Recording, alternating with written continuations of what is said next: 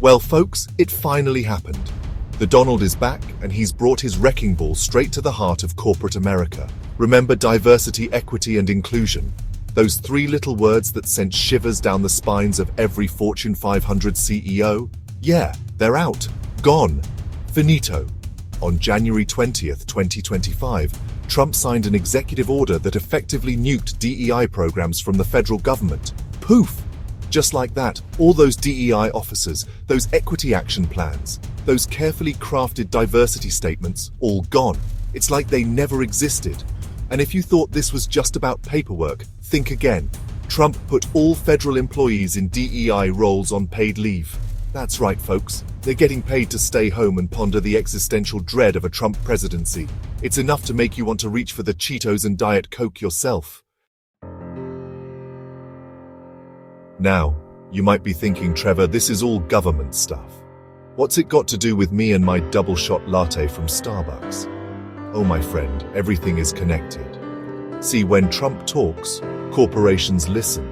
They may not like it, but they listen. And what they're hearing is a very clear message. DEI is out, meritocracy is in.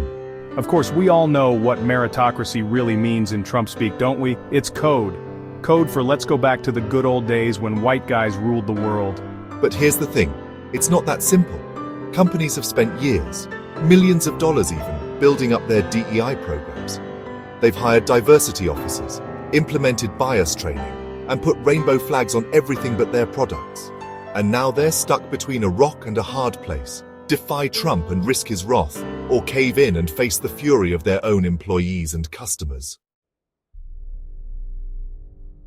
So, how has the world reacted to Trump's DEI demolition derby? Well, if you can imagine a mix of a dumpster fire and a Twitter war, you're halfway there. Civil rights groups are understandably furious. They're calling it a blatant attack on decades of progress, a giant leap backward into the dark ages of discrimination, and they're not alone. The medical community is up in arms too. Trump's rollback of transgender protections defining sex as strictly male or female based on what you were assigned at birth. Yeah, that didn't go down well. Doctors and scientists are lining up to point out the obvious. Gender is a spectrum, and denying that is not only insensitive but also medically inaccurate.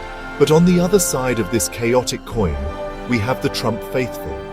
They're cheering him on, praising him for telling it like it is and restoring common sense. You know, the same common sense that says climate change is a hoax and vaccines cause autism. So, what does the future hold for DEI in Trump's America? Honestly, folks, it's a bit bleak.